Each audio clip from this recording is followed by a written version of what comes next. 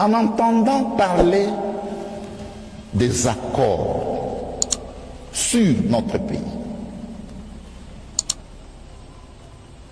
J'ai bien choisi mon expression, sur notre pays, la RDC.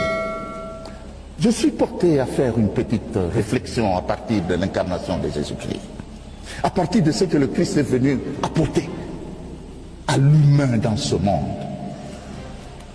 D'une part, je considère notre pays, la RDC, comme un riche homme malade qui est entouré de gens qui, au lieu de lui parler, au lieu de compatir avec lui,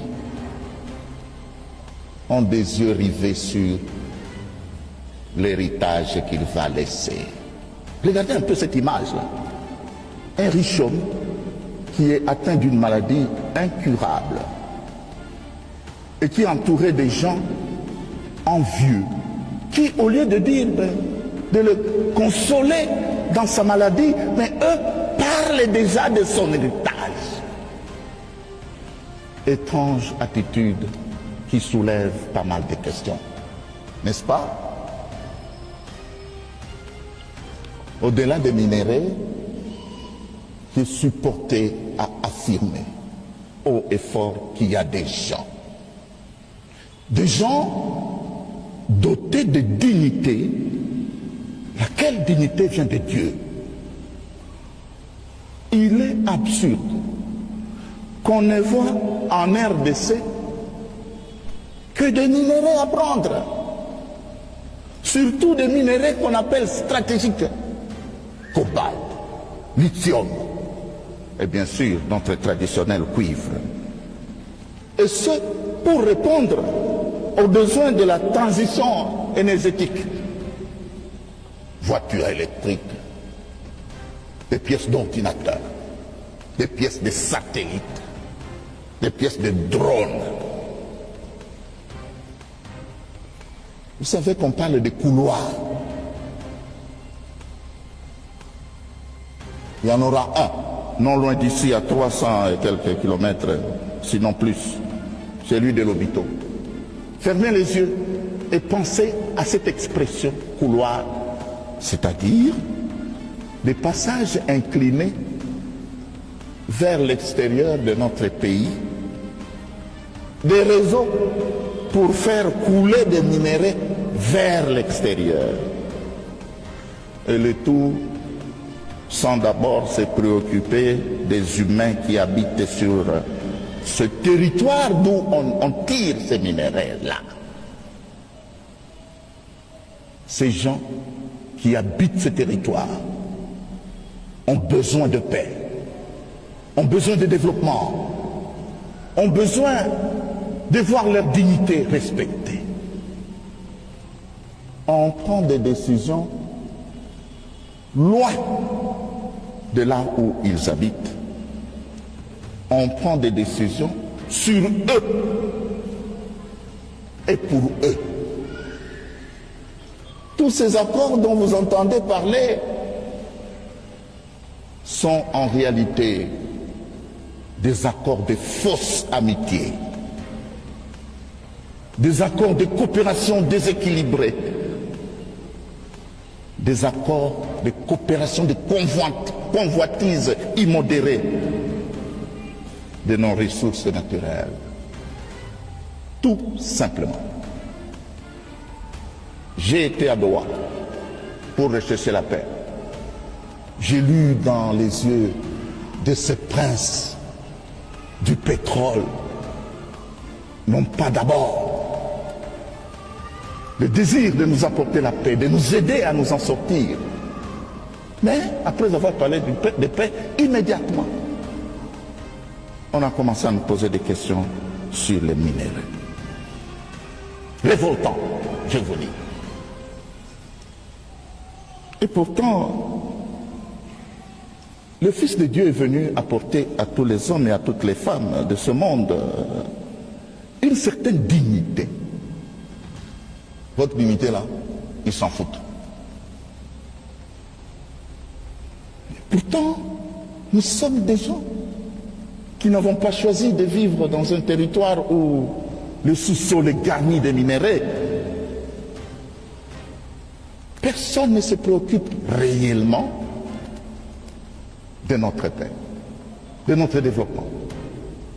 Malheureusement, certains d'entre nous y collaborent. Il y a, comme pour ainsi dire, un déséquilibre géostratégique. Il s'agit en réalité d'une nouvelle forme de colonialisme, ou plus précisément, le colonialisme économique. Alors, horrifié par cette idéologie qui sous-tend ces accords déséquilibrés, dont souffre non pas seulement la RDC, mais aussi beaucoup de pays africains, d'Amérique du Sud et d'une partie de l'Asie. Alors, lors de sa visite apostolique dans notre pays, il y a 3 ans, le pape François, d'heureuse mémoire, a adressé ces mots forts. On peut imaginer à qui de droit. Je n'ai pas coutume de mettre des citations dans mon homélie, mais cette citation est tellement d'actualité. Elle permet d'éclairer pas non un nombre élevé de situations dont nous sommes victimes, que je suis obligé de vous la lire. Le pape François a dit ceci à Kinshasa. Après le colonialisme politique, un colonialisme économique tout aussi asservissant s'est déchaîné. Ce pays, c'est-à-dire la RDC, largement pillé, ne parvient donc pas à profiter suffisamment de ces immenses ressources. On en est arrivé au paradoxe que le fruit de la terre, de sa terre, le rendent étranger. Effectivement, nous sommes étrangers à notre propre pays. Le poison de la cupidité a ensanglanté ces diamants. C'est un drame devant lequel le monde économiquement avancé ferme souvent les yeux, les oreilles et la bouche. Mais ce pays et ce continent méritent d'être respectés et écoutés. Ils méritent espace et attention. Et le pape de dire, retirez vos mains de la République démocratique du Congo. Retirez vos mains de l'Afrique. Cessez d'étouffer l'Afrique.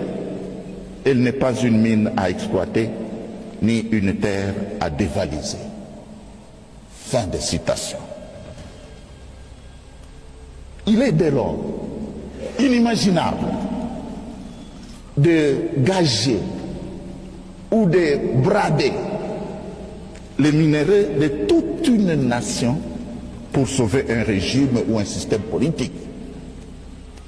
De toute évidence, cela revient à sacrifier le développement de la population et confisquer le bonheur des générations à venir. Êtes-vous au courant qu'on a signé un accord de 99 ans d'exploitation? Vous êtes au courant de ça? 99 ans.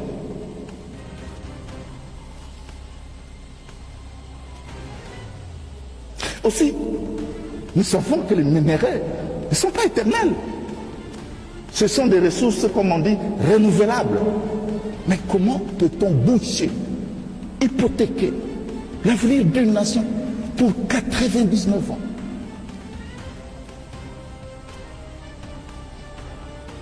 En outre, en observant ce qui se passe, j'ai bien peur que, après